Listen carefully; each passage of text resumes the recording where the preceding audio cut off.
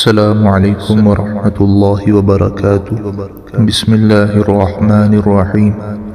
دعوت و تبلیغ کی 6 صفات سے متعلق منتخب احادیث کے پہلے باب الایمان سے حدیث نمبر 131۔ حضرت شداد بن اوس رضی اللہ عنہ سے روایت ہے کہ رسول اللہ صلی اللہ علیہ وسلم نے ارشاد فرمایا، سمجھدار آدمی وہ ہے جو اپنے نفس کا محاسبہ کرتا رہے اور موت کے بعد کے لیے عمل کرے، اور ناسمجھ آدمی وہ ہے جو نفس کی خواہشوں پر چلے اور اللہ تعالیٰ سے امیدیں رکھے کہ اللہ تعالیٰ بڑے معاف فرمانے والے ہیں۔ رواہ ترمذی۔ حدیث نمبر 132۔ حضرت عبداللہ بن عمر رضی اللہ عنہما روایت کرتے ہیں کہ میں 10 آدمیوں کی ایک جماعت کے ساتھ حاضر ہوا۔ انصار میں سے ایک صاحب نے کھڑے ہو کر عرض کیا، اللہ کے نبی، لوگوں میں سب سے زیادہ سمجھدار اور محتاط آدمی کون ہے؟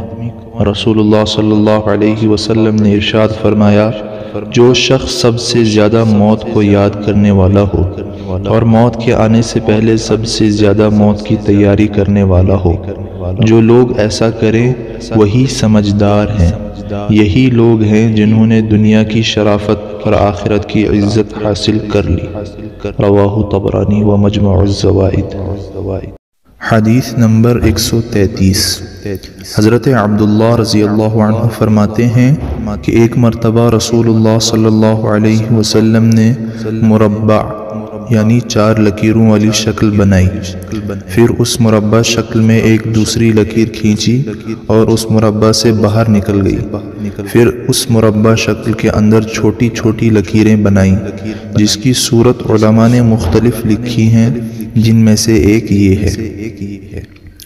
اس کے بعد نبی کریم صلی اللہ علیہ وسلم نے ارشاد فرمایا، یہ درمیانی لکیر تو آدمی ہے، اور جو مربع لکیر اس کے چاروں طرف ہے گھیری ہوئی ہے وہ اس کی موت ہے کہ آدمی اس سے نکل ہی نہیں سکتا، اور جو لکیر باہر نکل رہی ہے وہ اس کی امیدیں ہیں کہ وہ اس کی زندگی سے بھی آگے ہیں، اور یہ چھوٹی چھوٹی لکیریں اس کی بیماریاں اور حادثات ہیں۔ ہر چھوٹی لکیر ایک آفت ہے، اگر ایک سے بچ جائے تو دوسری پکڑ لیتی ہے، اور اگر اس سے جان چھوٹ جائے تو کوئی دوسری آفت آ پکڑتی ہے۔ رواہ بخاری۔ حدیث نمبر 134۔ حضرت محمود بن لبید رضی اللہ عنہ رسول اللہ صلی اللہ علیہ وسلم کا ارشاد نقل فرماتے ہیں کہ 2 چیزیں ایسی ہیں جن کو آدمی پسند نہیں کرتا۔ پہلی چیز موت ہے، حالانکہ موت اس کے لیے فتنے سے بہتر ہے، یعنی مرنے کی وجہ سے آدمی دین کو نقصان پہنچانے والے فتنوں سے محفوظ ہو جاتا ہے۔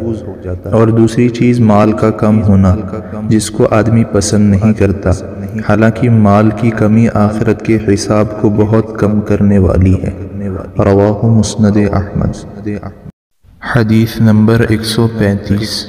حضرت ابو سلمہ رضی اللہ عنہ فرماتے ہیں کہ میں نے رسول اللہ صلی اللہ علیہ وسلم کو یہ ارشاد فرماتے ہوئے سنا، جو شخص اللہ تعالیٰ سے اس حال میں ملے کہ وہ اس بات کی گواہی دیتا ہو کہ اللہ تعالیٰ کے سوا کوئی عبادت کے لائق نہیں، اور حضرت محمد صلی اللہ علیہ وسلم اللہ تعالیٰ کے رسول ہیں، اور اس حال میں ملے کہ مرنے کے بعد دوبارہ اٹھائے جانے اور حساب و کتاب پر ایمان لایا ہو، وہ جنت میں داخل ہوگا۔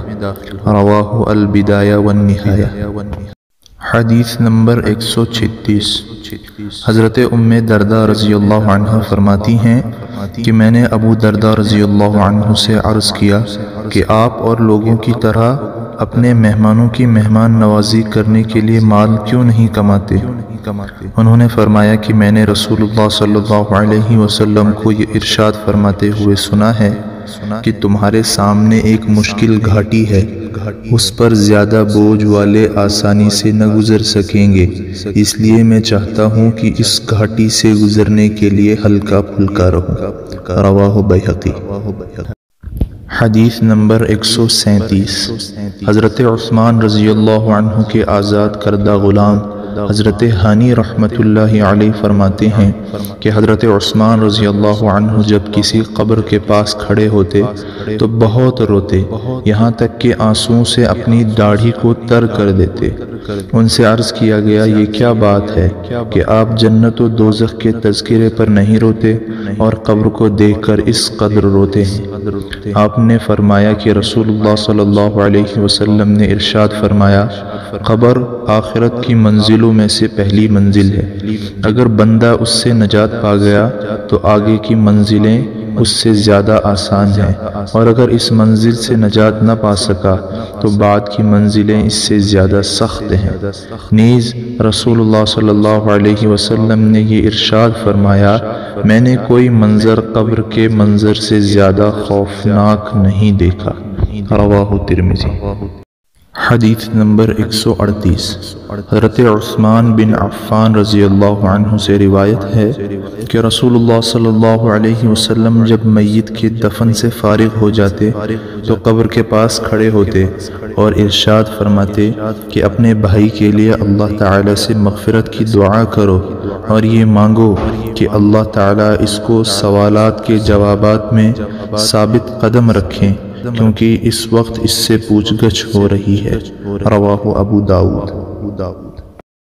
حدیث نمبر 139 حضرت ابو سعید رضی اللہ عنہ فرماتے ہیں کہ ایک مرتبہ رسول اللہ صلی اللہ علیہ وسلم نماز کے لیے مسجد میں تشریف لائے تو آپ صلی اللہ علیہ وسلم نے دیکھا کہ بعض لوگوں کے دانت ہنسی کی وجہ سے کھل رہے تھے۔ رسول اللہ صلی اللہ علیہ وسلم نے ارشاد فرمایا، اگر تم لذتوں کے توڑنے والی چیز موت کو کثرت سے یاد کیا کرو تو تمہاری یہ حالت نہ ہو جو میں دیکھ رہا ہوں، لہٰذا لذتیں ختم کرنے والی چیز موت کو کثرت سے یاد کیا کرو، کیونکہ قبر پر کوئی دن ایسا نہیں گزرتا جس میں وہ یہ آواز نہ دیتی ہو کہ میں پردیس کا گھر ہوں، میں تنہائی کا گھر ہوں، میں مٹی کا گھر ہوں، میں کیڑوں کا گھر ہوں۔ جب مومن بندہ دفن کیا جاتا ہے تو قبر اس سے کہتی ہے، تمہارا آنا مبارک ہے، بہت اچھا کیا جو تم آ گئے، جتنے لوگ میری پیٹھ پر چلتے تھے مجھے تم ان سب میں زیادہ پسند تھے، آج جب تم میرے سپرد کیے گئے اور میرے پاس آئے ہو تو میرے بہترین سلوک کو بھی دیکھو گے۔ اس کے بعد قبر جہاں تک مردے کی نظر پہنچ سکے وہاں تک کشادہ ہو جاتی ہے اور اس کے لیے ایک دروازہ جنت کی طرف کھول دیا جاتا ہے، اور جب کوئی گناہ گار یا کافر قبر میں رکھا جاتا ہے تو قبر کہتی ہے، تیرا آنا نامبارک ہے، بہت برا کیا جو تو آیا، جتنے لوگ میری پیٹھ پر چلتے تھے ان سب میں تجھی سے مجھے زیادہ نفرت تھی، آج جب تو میرے حوالے ہوا ہے اور میرے پاس آیا ہے تو میرے برے سلوک کو بھی دیکھ لے گا۔ اس کے بعد قبر اسے اس طرح دباتی ہے کہ پسلیاں آپس میں ایک دوسرے میں گھس جاتی ہیں۔ رسول اللہ صلی اللہ علیہ وسلم نے ایک ہاتھ کی انگلیاں دوسرے ہاتھ میں ڈال کر بتایا کہ اس طرح ایک جانب کی پسلیاں دوسری جانب میں گھس جاتی ہیں، اور اللہ تعالیٰ اس پر 70 اسلحے ایسے مسلط کر دیتے ہیں کہ اگر ایک بھی ان میں سے زمین پر پھونکار مار دے تو اس کے زہریلے اثر سے قیامت تک زمین پر گھاس اگنا بند ہو جائے، وہ اس کو قیامت تک کاٹتے اور ڈستے رہیں گے۔ نبی علیہ السلام نے ارشاد فرمایا، قبر جنت کے باغوں میں سے ایک باغ ہے یا جہنم کے گڑھوں میں سے ایک گڑھا۔ رواہ ترمذی۔ حدیث نمبر 140 حضرت برا بن عازب رضی اللہ عنہما سے روایت ہے کہ ہم لوگ نبی علیہ السلام کے ساتھ ایک انصاری صحابی کے جنازے میں قبرستان گئے۔ جب ہم قبر کے پاس پہنچے جو کہ ابھی کھودی نہیں گئی تھی، نبی علیہ السلام وہاں قبر کی تیاری کے انتظار میں تشریف فرما ہوئے اور آپ کے ارد گرد ہم بھی اس طرح متوجہ ہو کر بیٹھ گئے گویا کہ ہمارے سروں پر پرندے بیٹھے ہوں۔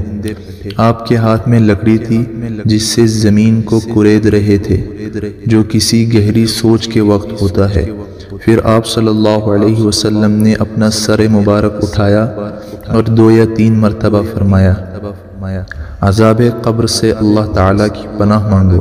پھر ارشاد فرمایا اللہ کا مومن بندہ اس دنیا سے منتقل ہو کر جب عالم برزخ میں پہنچتا ہے یعنی قبر میں دفن کر دیا جاتا ہے تو اس کے پاس 2 فرشتے آتے ہیں، وہ اس کو بٹھاتے ہیں، پھر اس سے پوچھتے ہیں کہ تمہارا رب کون ہے؟ وہ کہتا ہے کہ میرا رب اللہ ہے۔ پھر پوچھتے ہیں تمہارا دین کیا ہے؟ وہ کہتا ہے میرا دین اسلام ہے۔ پھر پوچھتے ہیں کہ یہ آدمی جو تم میں نبی بنا کر بھیجے گئے تھے یعنی حضرت محمد صلی اللہ علیہ وسلم، ان کے بارے میں تمہارا کیا خیال ہے؟ وہ کہتا ہے وہ اللہ تعالیٰ کے رسول ہیں۔ فرشتے کہتے ہیں کہ تمہیں یہ بات کس نے بتائی؟ یعنی تمہیں ان کے رسول ہونے کا علم کس ذریعے سے ہوا؟ وہ کہتا ہے میں نے اللہ تعالیٰ کی کتاب پڑھی، اس پر ایمان لایا اور اس کو سچ مانا۔ اس کے بعد رسول اللہ صلی اللہ علیہ وسلم نے ارشاد فرمایا مومن بندہ فرشتوں کے مذکورہ بالا سوالات کے جوابات جب اس طرح ٹھیک ٹھیک دے دیتا ہے تو ایک منادی آسمان سے ندا دیتا ہے، یعنی اللہ تعالیٰ کی طرف سے آسمان سے اعلان کرایا جاتا ہے کہ میرے بندے نے سچ کہا، لہٰذا اس کے لیے جنت کا بستر بچھا دو، اسے جنت کا لباس پہنا دو اور اس کے لیے جنت میں ایک دروازہ کھول دو۔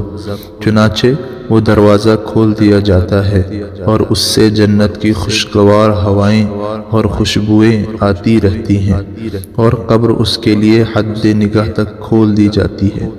یہ حال تو رسول اللہ صلی اللہ علیہ وسلم نے مرنے والے مومن کا بیان فرمایا۔